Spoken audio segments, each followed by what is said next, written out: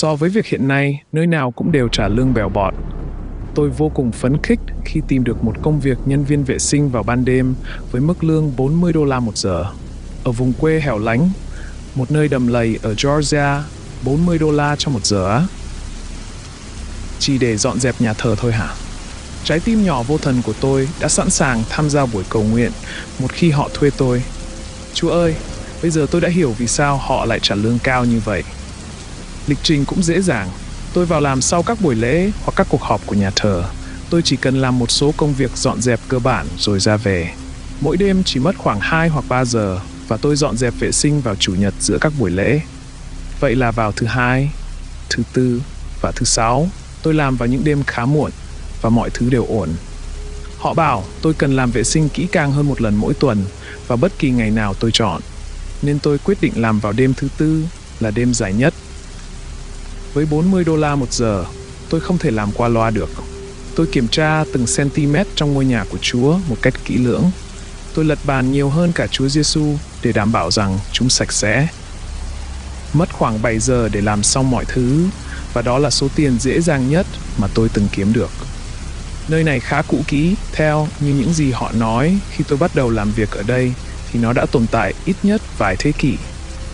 Nơi này được xây dựng từ thời thuộc địa và được cải tạo lại qua từng năm trên cùng một mảnh đất. Có một nghĩa trang nhỏ phía sau, tuy nhiên, nhiều ngôi mộ đã quá cũ để có thể đọc được. Họ không có thêm cư dân nào mới kể từ những năm 1800, tôi nghĩ vậy. Một nhà thờ lớn chiếm phần lớn diện tích đất, với vài căn phòng nhỏ ở phía sau bàn thờ chính. Một cánh cửa nhỏ ở phía bên phải dẫn vào một hành lang chật hẹp có mùi ẩm mốc, với 2 cánh cửa ở bên trái và một cửa ở cuối hành lang.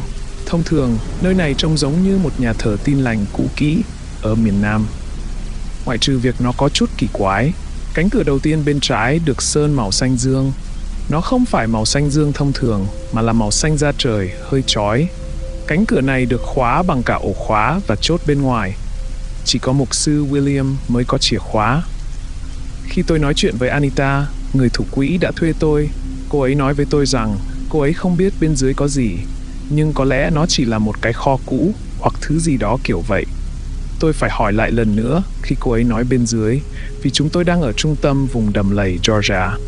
Nếu có ai đó cố gắng làm một tầng hầm ở đây, họ chỉ có thể làm được một căn phòng đầy bùn đất và ẩm ướt. Tuy nhiên, cô ấy lại đảm bảo với tôi rằng đó là một tầng hầm, mặc dù cô ấy chỉ nghe mục sư William nói như vậy. Lần dọn dẹp đầu tiên của tôi vào tối thứ Hai diễn ra khá suôn sẻ. Tôi vào làm và chỉ cần cầm máy hút bụi lau qua sàn nhà sau cuộc họp của một nhóm cầu nguyện. Vào thứ Ba, tôi nghỉ làm nên chỉ ở nhà và chơi game Elden Ring. Tối thứ Tư sau buổi lễ, tôi vào làm khoảng 8 giờ rưỡi để bắt đầu dọn dẹp. Lúc này chỉ còn mục sư William ở đó, nhưng chúng tôi chỉ gặp nhau trong chốc lát khi ông ấy rời đi. Cuộc trò chuyện rất ngắn gọn. Chúng chỉ là một cuộc trò chuyện xã giao và ông ấy nói rằng ông sẽ đi ngủ. Tôi thì chỉ mong bản thân nhanh chóng đi vào nhà thờ và thoát khỏi cái nóng ẩm ướt của đầm lầy. Tôi vào làm, đi đến tủ đồ nhỏ ở phía sau gian chính và lấy máy hút bụi ra. Buổi lễ tối thứ Tư thường không đông mấy, chỉ có vài bà cụ già và một vài người đàn ông trung niên rất sùng đạo với những cuốn kinh thánh dày cộp của họ, nên không có gì quá bẩn.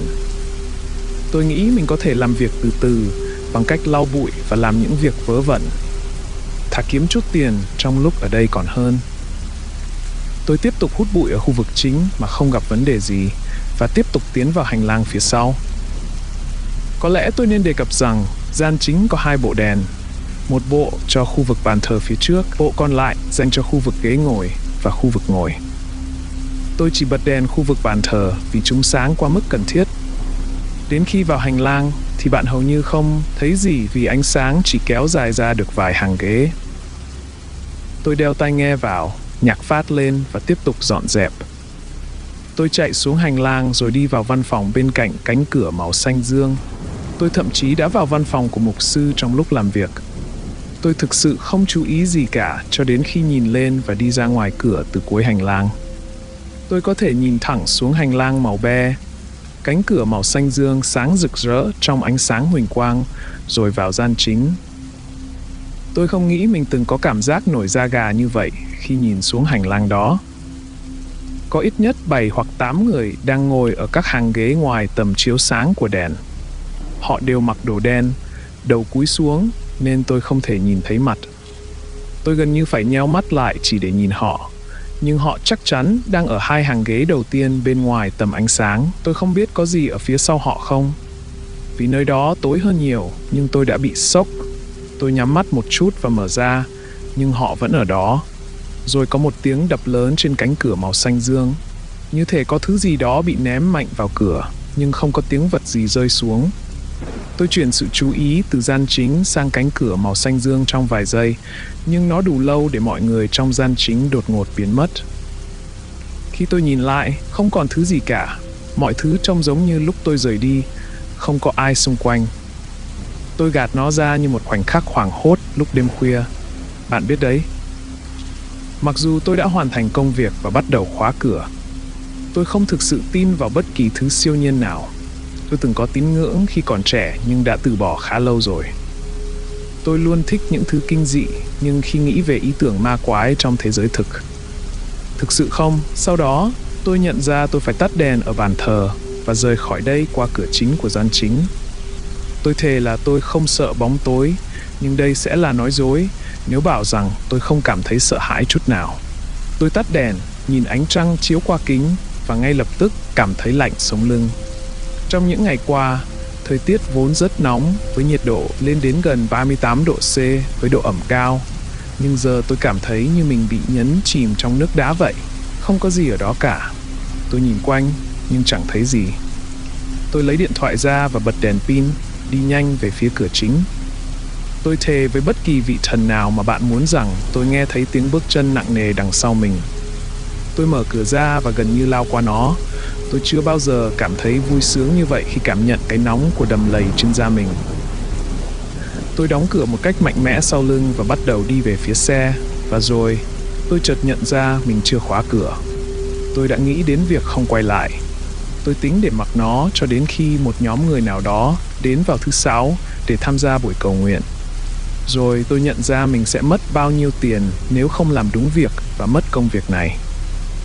Bạn biết đấy, tiền thuê nhà hiện nay rất cao và tôi phải trả các hóa đơn. Vì vậy, mặc dù mọi tế bào trong tôi đều thúc giục tôi rời khỏi đó, tuy vậy, tôi vẫn quay lại để khóa cửa. Chìa khóa trong tay tôi kêu leng keng như tiếng chuông gió vì tôi run quá. Cuối cùng, tôi cắm chìa khóa vào và bắt đầu xoay khi âm thanh bắt đầu vang lên từ khu vực thánh đường, một bản hợp xướng với đàn organ dâng lên đến cao trào. Tôi xoay chìa khóa và kéo nó ra cùng lúc, suýt nữa thì làm rơi cả tay nắm cửa, rồi chạy trốn khỏi đó. Tôi vẫn có thể nghe thấy âm thanh đó khi tôi khởi động xe và lao ra khỏi bãi đậu xe nhỏ. Tôi khá chắc mình đã đụng phải cái rãnh trên đường, nhưng tôi chắc chắn sẽ không dừng lại. Mãi cho đến vài phút sau khi tôi lái xe, tay tôi mới buông lỏng khỏi vô lăng và tôi nhận ra họ đang hát gì. Tôi nhớ lúc còn nhỏ, khi đi nhà thờ Baptist cổ với bà tôi, họ chỉ hát bài thánh ca cổ và từ chối sử dụng bất cứ thứ gì ngoài đàn piano. Nhưng tôi vẫn nhớ rõ lời bài hát quái quỷ đó. Không gì là có thể để chuộc được tội lỗi, chỉ có máu của Chúa Giêsu. Không điều tốt đẹp nào có thể, chỉ có máu của Chúa Giêsu. Tôi đã hỏi Anita về chuyện đó vào tối thứ Sáu khi tôi vào làm. Lần này tôi đảm bảo rằng bản thân sẽ ra khỏi đó trước khi mặt trời lặn.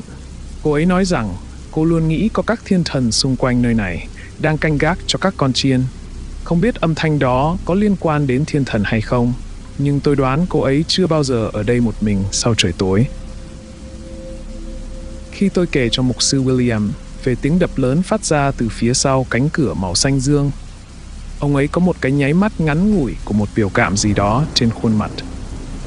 Sau đó, ông lại trở về với nụ cười của mục sư, như thể là Baby Billy vậy. Ông nói có những con chuột túi đào vào tầng hầm và không tìm được đường ra. Tôi không chắc mình thực sự tin ông ấy. Âm thanh đó nghe có vẻ lớn hơn bất kỳ con chuột túi nào mà tôi từng thấy, ngay cả con mà tôi đặt tên là Round Ronald. Nó thường hay lục thùng rác của tôi mỗi đêm. Không có cách nào mà một con chuột túi lại có thể hung dữ đến mức đó với một cánh cửa. Họ đã hủy bỏ buổi lễ Chủ nhật nên tôi được nghỉ. Tôi sẽ quay lại vào tối nay sau các buổi cầu nguyện và dọn dẹp một chút. Vậy nên tôi sẽ cập nhật thêm nếu có điều gì đó xảy ra. Tôi muốn cho rằng đó chỉ là cảm giác lạ lẫm khi ở một nơi xa lạ vào ban đêm, nhưng không có cách nào. Cảm giác lạnh sống lưng đó vẫn còn.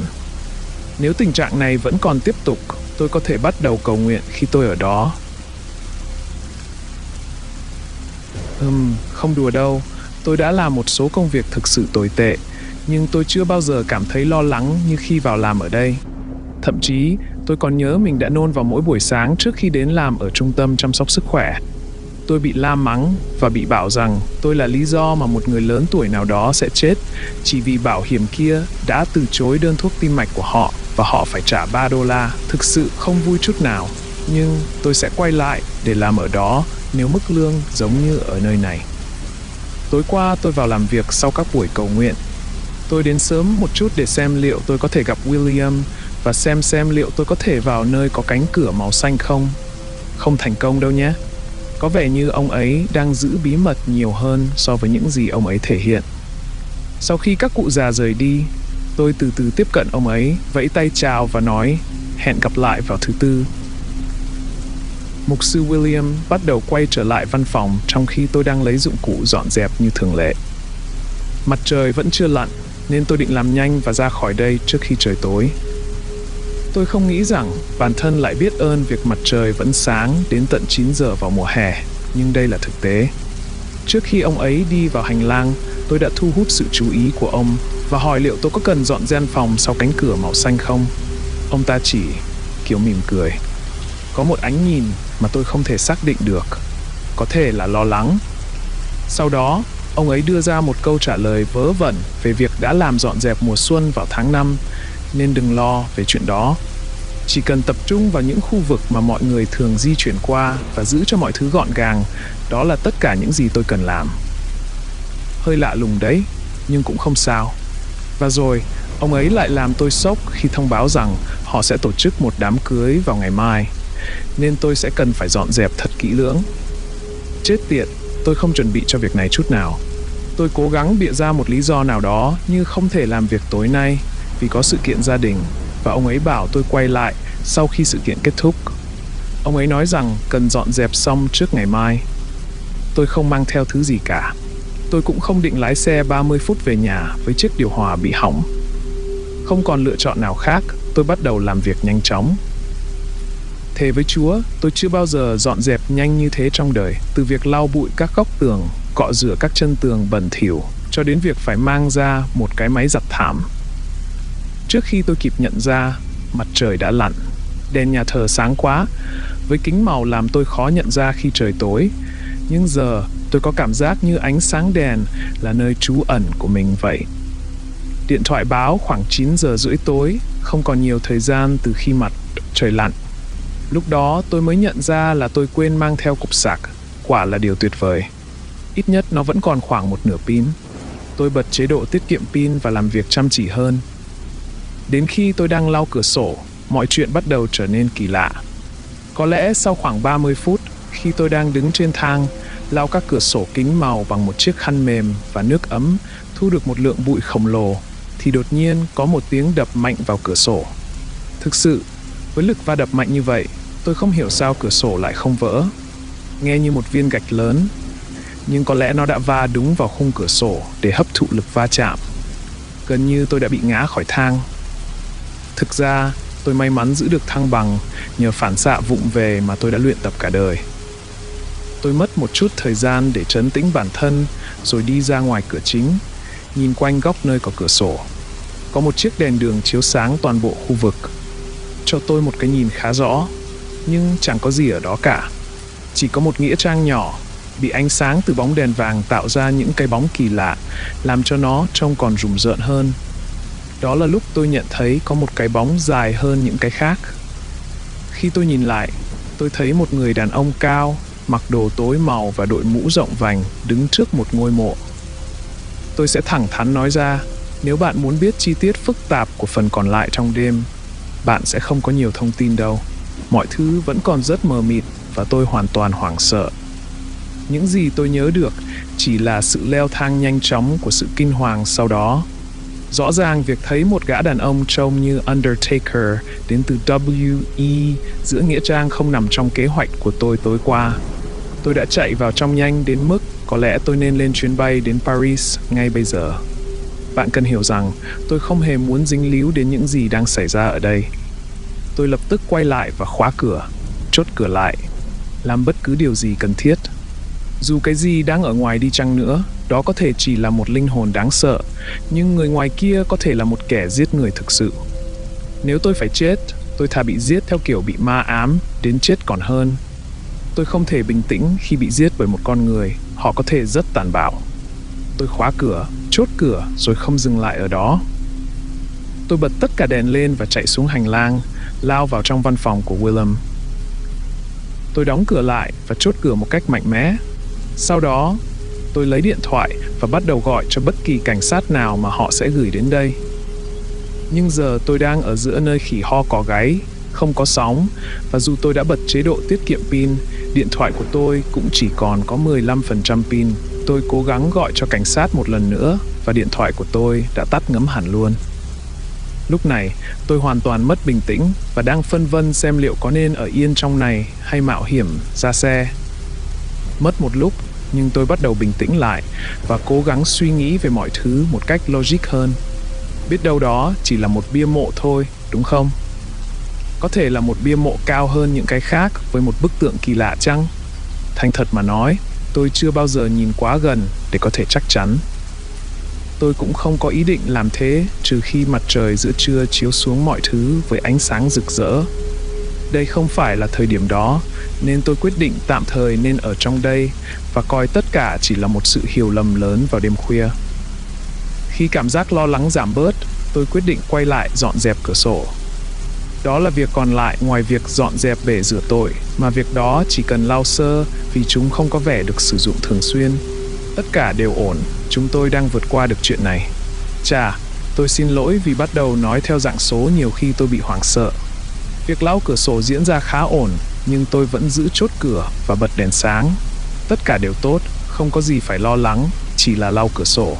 Và rồi, tiếng la hét bắt đầu. Quả là lạnh sống lưng. Có vẻ như đó là một người phụ nữ chăng? Tôi chỉ biết rằng đó là âm thanh đầy đau đớn, như tiếng kêu của nỗi đau ở dạng sơ khai nhất.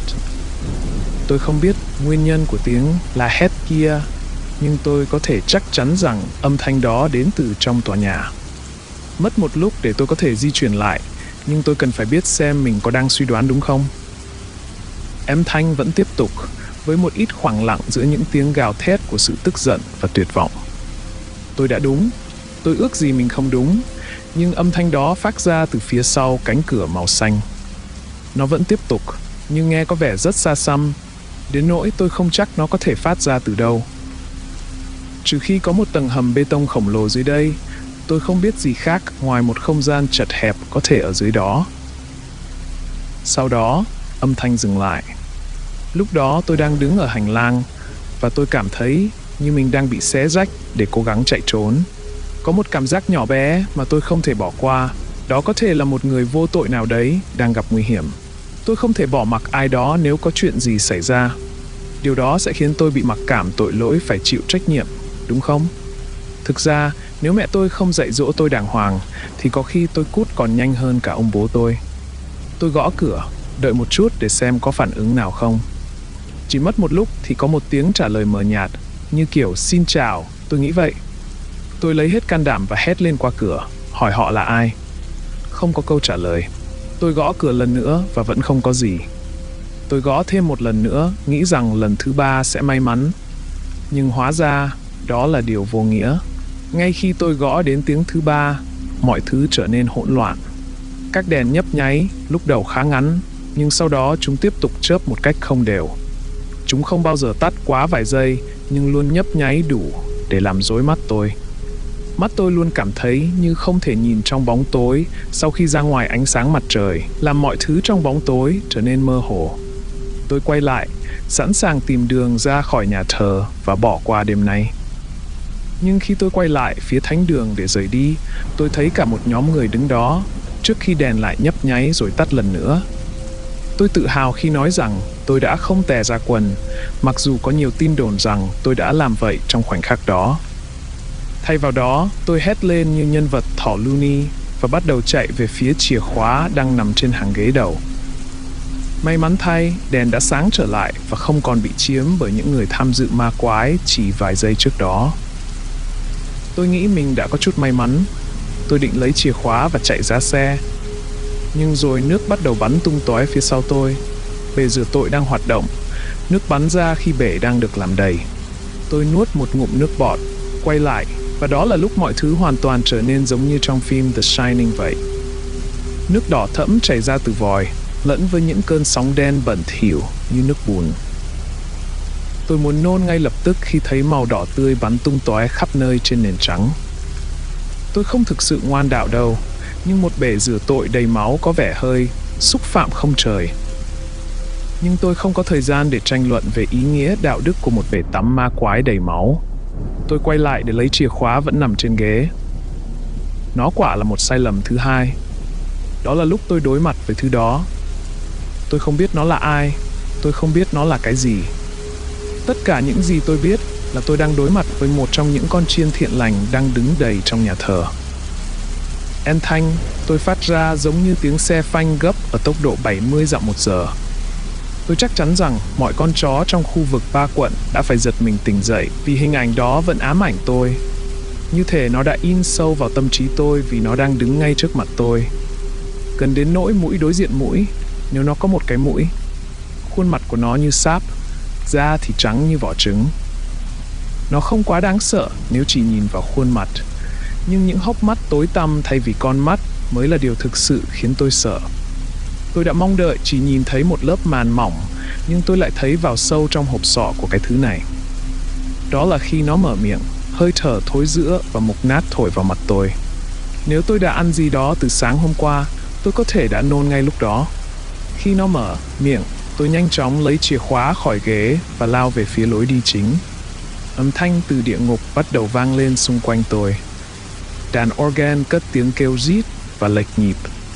Rồi đến tiếng hát cùng một bài thánh ca đáng ghét như lần trước. Tôi bắt đầu ước gì mình không khóa chặt và xích cửa khi tôi quá run để kéo nó mở.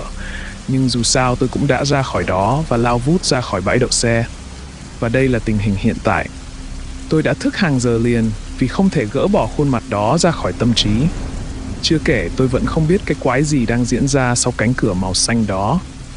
Tiếng la hét có vẻ như là của con người, và tôi có thể thề rằng tôi đã nghe ai đó nói xin chào sau tiếng gõ cửa đầu tiên. Nhưng giờ đây, tôi không biết phải tin vào đâu nữa sau sáng nay. Tôi nhận được tin nhắn từ William. Bạn biết nó viết gì không? Tôi mong đợi nó sẽ viết đại loại như cái quái gì đã xảy ra ở đây. Không. Ồ, đây là lần đầu tiên tôi thấy nơi này sạch sẽ như vậy trong nhiều năm. Làm tốt lắm. Cảm ơn nhé. Cái quái gì thế? Tôi sẽ làm một số nghiên cứu có thể tìm hiểu về nghĩa trang hoặc nhà thờ. Thậm chí tôi sắp điều tra về William. Có điều gì đó không ổn với ông ấy. Và vâng, tôi biết có thể sẽ có người hỏi tại sao tôi không bỏ việc hoặc phá khóa. Thứ nhất, tôi nghèo đến nỗi chẳng có xu dính túi. Tôi hiểu tại sao công việc này lại trả lương cao như vậy. Nhưng cơ hội tìm được công việc khác hiện tại rất mỏng manh. Chủ nhà của tôi đang chờ đợi một lúc nào đó sẽ đuổi tôi ra để có thể tăng giá thuê. Thứ hai, nếu đến mức đó, tôi có thể sẽ làm liều. Tôi không biết cái gì nằm sau cánh cửa đó, nhưng nếu có người ở đó, tôi không ngại việc phá hoại. Dù sao đi nữa, tôi sẽ nghỉ cho đến tối mai sau buổi lễ thứ tư. Tôi có thể sẽ cố gắng dọn dẹp sớm vào ban ngày để không phải đối mặt với điều này lần nữa. Tôi sẽ cập nhật nếu có gì mới, nhưng thực sự tôi không định ở lại qua đêm nữa, trừ khi tôi thực sự phải làm thế. Điều đó thật là khủng khiếp. Tôi thực sự không biết phải nói gì. Như kiểu tôi vẫn còn, tôi không biết chuyện gì đang xảy ra. Một thời gian trước đây tôi đã nhắc đến rằng ít nhất tôi là người theo thuyết bất khả tri kể từ khi rời bỏ đạo Tin Lành phía Nam hơn một thập kỷ trước. Tôi đã từng là người vô thần theo kiểu Reddit hồi đầu. Giờ đây, tôi không biết liệu mình có thể sống một cuộc sống như cũ được không. Tôi muốn bạn biết rằng những gì bạn sắp đọc có thể làm lung lay đức tin của bạn. Tôi đến sớm vào chiều tối thứ tư, hy vọng sẽ gặp được William trước khi bất kỳ ai khác đến. Chắc chắn rồi. Tôi đến và ông ấy đã ở đó, xe đậu trong bãi. Tôi vội vàng bước vào để tránh cái nóng. Tôi biết ơn rằng ít nhất máy lạnh ở đây vẫn hoạt động nếu nơi này bị ma ám kinh khủng như vậy. Tôi tìm thấy William trong văn phòng của ông ấy. Ông ấy ngạc nhiên khi thấy tôi. Lúc đó tôi thực sự không còn gì để làm. Cuộc gặp gỡ vào tối thứ hai đã khiến tôi rối loạn. Tôi vẫn còn ngửi thấy mùi hôi thối của thứ đó, sự phân hủy từ hơi thở của nó. Tôi muốn nôn hết ra. Chưa kể tôi còn liên tục nghe thấy âm thanh máu bắn vào bồn rửa tội. Bạn có biết âm thanh máu bắn vào nghe rất khác với tiếng nước bắn vào không? Tôi nghĩ là do độ đặc của nó. Nó thật sự rất kinh tởm. Kể từ đó, tôi đã đeo tai nghe vào hầu hết thời gian vì âm thanh đó cứ vang lên. Ông ấy chắc chắn biết tôi đến đây vì chuyện gì. Ông ấy trông không sợ hãi tí nào, chỉ là lo lắng. Trước khi tôi kịp nói một lời nào, ông ấy đã hỏi tôi chuyện gì đã xảy ra. Điều này thật sự làm tôi bất ngờ. Tôi thực sự đã mong đợi mình sẽ bị coi là một thằng điên. Hãy chấp nhận những chiến thắng nhỏ nhoi khi có thể. Tôi đoán vậy. Thế là tôi kể hết mọi chuyện cho ông ấy. Nhóm người, nhạc và thánh ca vang lên, những bóng đen trong nghĩa trang và máu chảy ra từ bồn rửa tội. Tất cả đều được nói ra và ông ấy đã thừa nhận những gì tôi nói, mặc dù ông không nói gì nhiều khi tôi kể về chuyện của mình. Cho đến khi tôi kể với ông ấy về tiếng hét qua cánh cửa màu xanh. Điều đó khiến ông ấy có chút thay đổi. Có gì đó thay đổi trên khuôn mặt của ông, có thể là lo lắng. Tôi không thể xác định được. Đó là lúc tôi thực sự thành thật với ông ấy. Tôi chỉ có một câu hỏi để hỏi. Tôi có an toàn không hay tôi nên bỏ việc? Đúng, nó có vẻ là một câu hỏi ngu ngốc, tôi biết. Không ai an toàn trong một nhà thờ bị ma ám chết tiệt như thế này. Chuyện đó thật vô lý phải không? Nhưng đó là tất cả những gì tôi có thể nghĩ ra và là điều tôi cần biết nhất. Tôi lớn lên với việc xem phim kinh dị và những thứ như thế. Tôi đã làm việc ở những nơi kinh dị trong một thời gian và tôi có thể xử lý các thứ giống như vậy. Miễn là tôi biết nó không thể làm hại tôi và sẽ không giết tôi. Nhà thờ bị ma ám. Chắc chắn rồi, tôi sẽ chỉ cần dùng một viên trước khi vào. Tôi và các linh hồn có thể sống hòa hợp. Chết tiệt, tôi sẽ mang thêm cho họ. Có thể họ sẽ im lặng đi. Tôi đã mong ông ấy nói điều ngược lại. Vậy thì hãy tưởng tượng sự ngạc nhiên của tôi khi ông ấy nói rằng tôi không gặp nguy hiểm về mặt thể chất. Ông ấy có lẽ nhận ra tôi không tin vào điều đó. Ông cũng vậy. Tôi vẫn không hoàn toàn chắc chắn liệu ông ấy có cố tình khiến tôi bỏ việc ngay lúc đó hay không.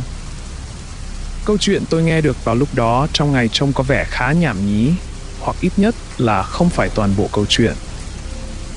Thật không may tôi đã đúng, nhưng tôi không thể chấp nhận để mọi thứ dừng lại ở đó. Tóm lại, William nói rằng những gì tôi đang trải qua là những người giáo dân trước đây. Ông ấy nói rằng ông cũng đã trải qua những điều tương tự. Chết tiệt, ông ấy nói. Ông ấy đã rất sợ hãi khi chuyện đã xảy ra với tôi, gần như cùng một chuyện xảy ra với anh ấy vào đêm thứ hai, hồi ông ấy mới đến đây. Ông thậm chí còn xin lỗi vì đã không nói trước với tôi. Ông nói rằng điều đó không ổn và đề nghị tôi một khoản tiền thưởng vì những rắc rối của tôi. Đúng, có vẻ như nơi này còn nhiều điều hơn thế nữa đang diễn ra ở đây. Theo câu chuyện của ông ấy, nhà thờ đã bị ảnh hưởng nặng nề bởi một bệnh dịch lạ vào đầu những năm 1800.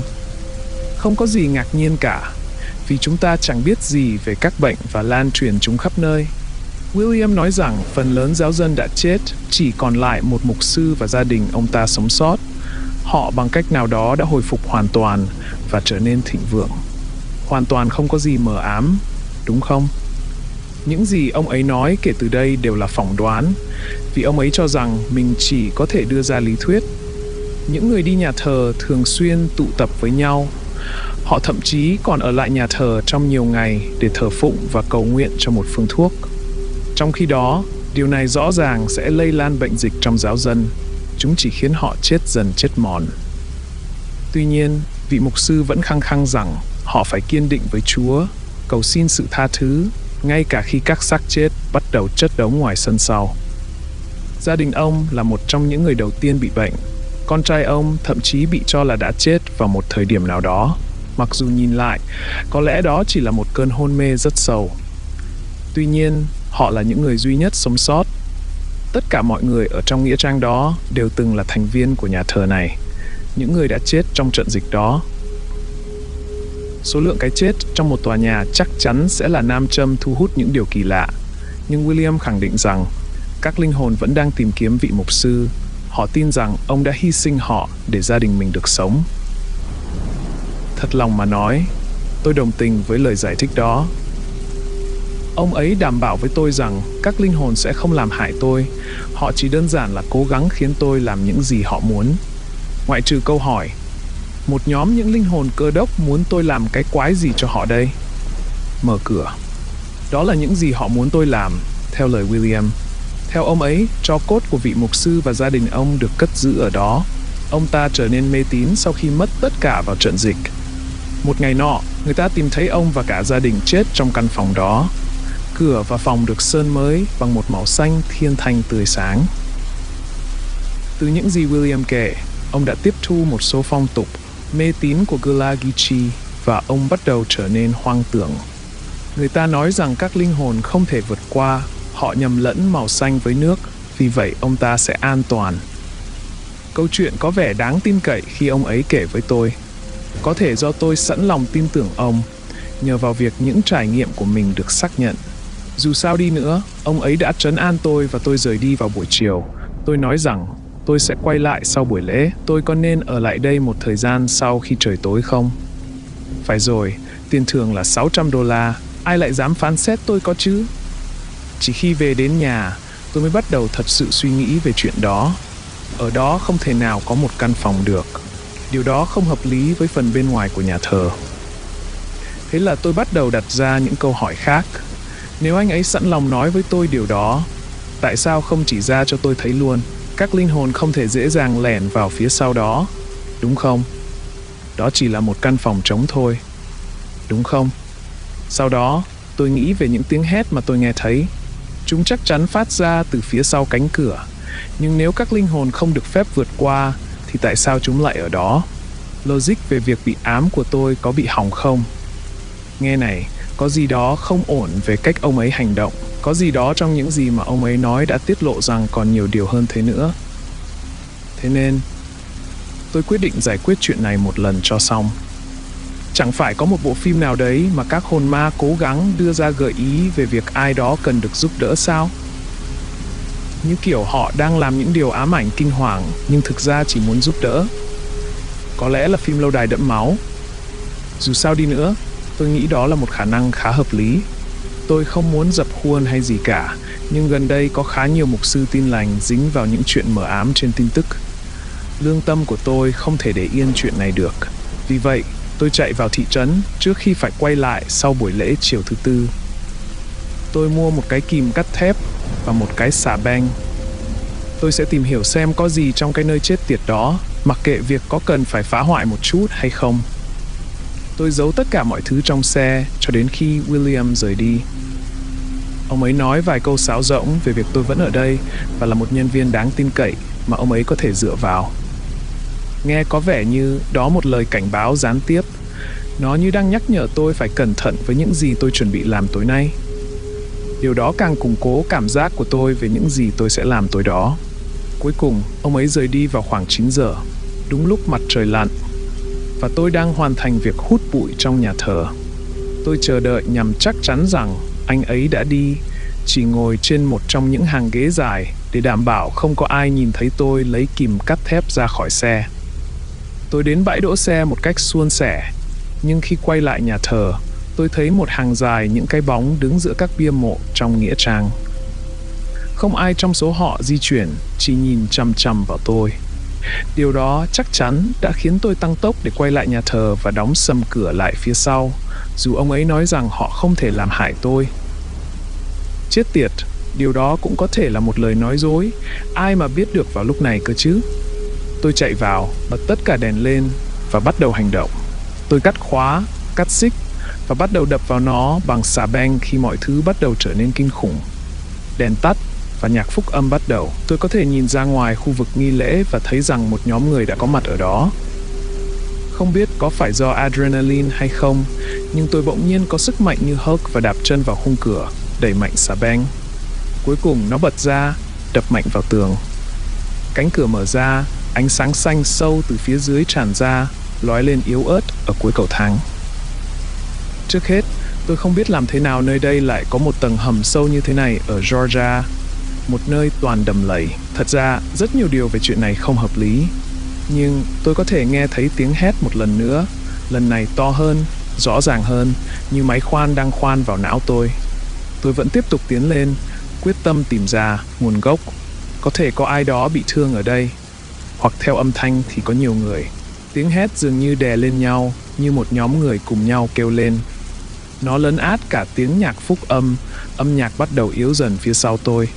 Thứ gì ở trong đó ban đầu tôi không hề nhận ra. Tôi không biết mình đang nhìn cái gì, cũng không chắc nó có phải thật hay không.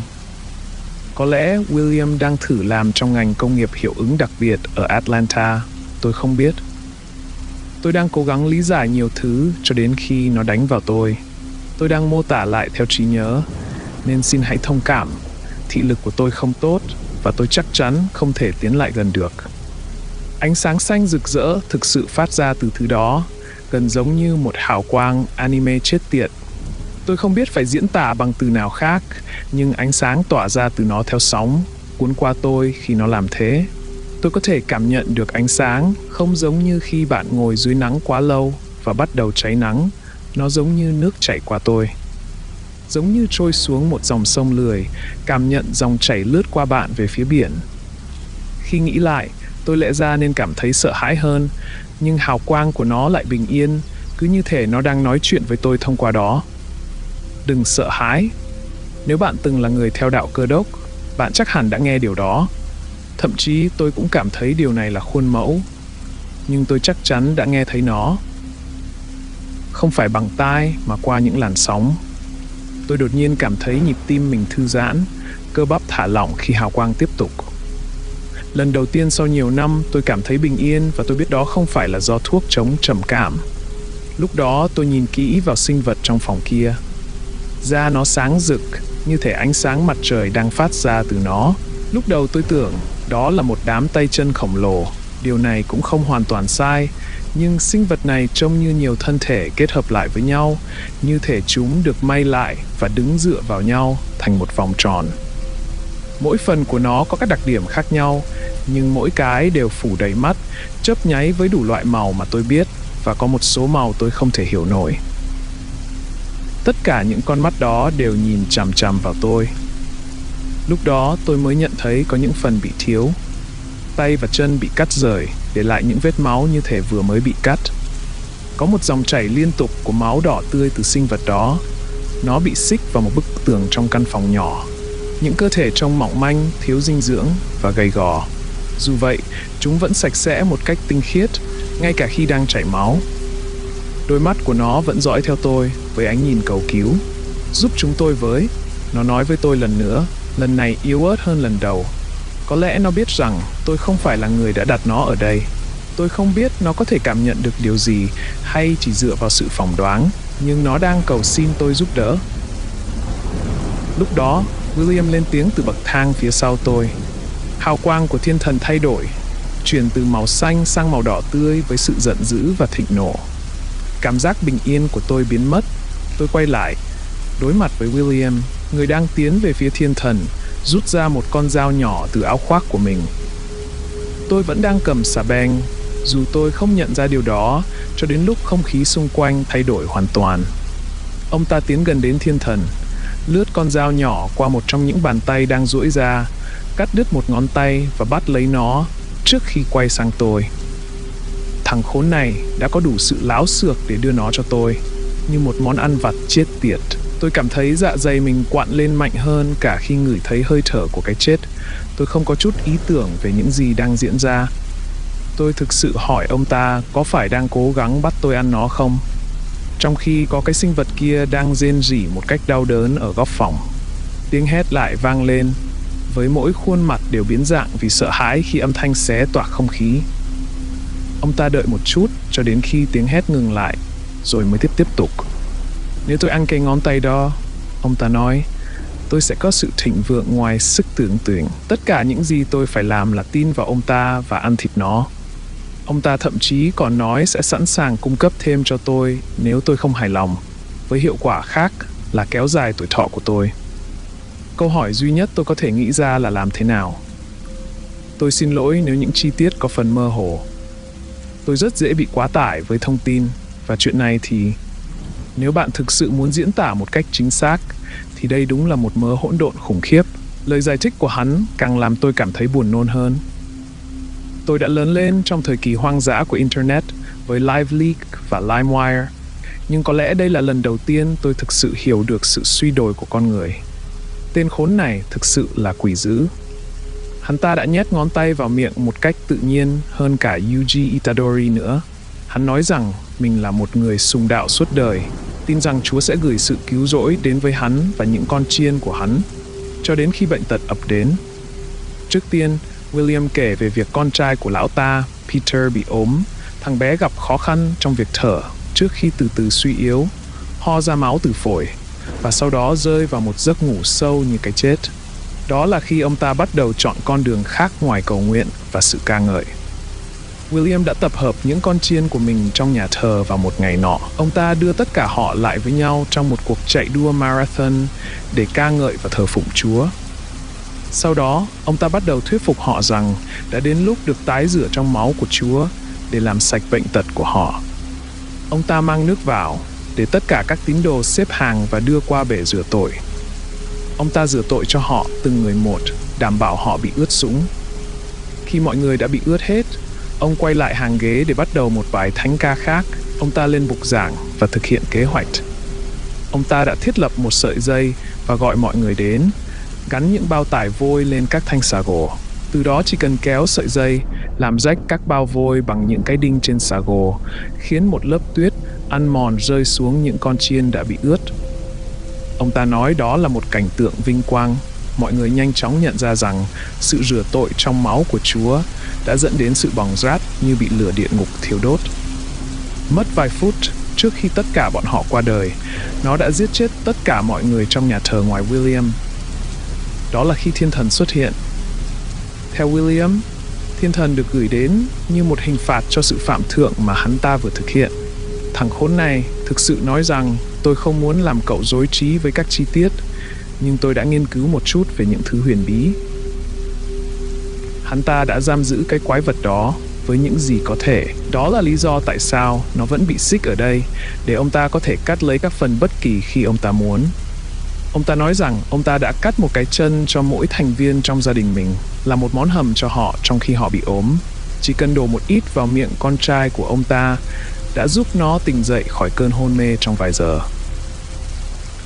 Thịt của thiên thần thực sự được tạo ra từ những phép màu, ông ta nói. Và sau đó ông ta đưa cho tôi một sự lựa chọn, rời đi và không còn việc làm, với trạng thái tinh thần hoàn toàn bị đảo lộn bởi cuộc gặp gỡ này, và không ai tin tôi. Hoặc là tôi có thể chết. Hai lựa chọn, không có lựa chọn nào tốt cho tôi. Ông ta nâng con dao lên, chuẩn bị sẵn sàng tấn công nếu cần. Cảm giác chiến đấu hay bỏ chạy dồn tôi đến cực điểm. Tôi không biết làm thế nào mà tôi có thể vung cái xà beng nhanh như vậy. Có thể là nhờ adrenaline, nhưng nó đã đập mạnh vào một bên đầu của William. Ông ta gục xuống ngay lập tức, ngã xuống đất trước mặt tôi với một tiếng bốp và đập đầu vào sàn cứng. Ông ta chết rồi. Những sợi xích giữ thiên thần đã bị đứt, giải phóng nó ngay lập tức. Tôi thậm chí không biết điều gì đã xảy ra sau đó. Có một tia sáng sáng chói, tôi nghe thấy một giọng nói, cảm ơn, và tôi đột nhiên đứng giữa nghĩa trang. Trước mặt tôi, nhà thờ đang bùng cháy, một ngọn lửa lớn đã được đốt lên. Cái nóng phát ra rất dữ dội, ngay lập tức làm khô không khí ẩm xung quanh tôi. Lửa cháy dữ dội, kèm theo tiếng nổ cùng với khói. Trước khi hoàn toàn rụi đi trong đêm tối, ngọn lửa tắt nhanh như khi nó bắt đầu. Nơi nhà thờ từng hiện hữu giờ đây chỉ còn lại một đống tro, không còn một thanh gỗ nào đứng vững. Tôi sẽ không nói chuyện này với ai, trừ khi họ đến hỏi tôi đã xảy ra chuyện gì. Ngay cả như vậy, chắc chắn họ cũng sẽ không tin tôi đâu. William đã biến mất vĩnh viễn, vì vậy có thể họ sẽ nghĩ ông ta đã đốt nó vì bảo hiểm. Ai biết được, có thể tôi sẽ bị bắt. Vào lúc này, tôi đã mất việc, nên có thể việc bị bắt sẽ là sự thay thế tốt hơn so với việc tìm một công việc trong nền kinh tế hiện tại. mọi thứ sẽ khó khăn.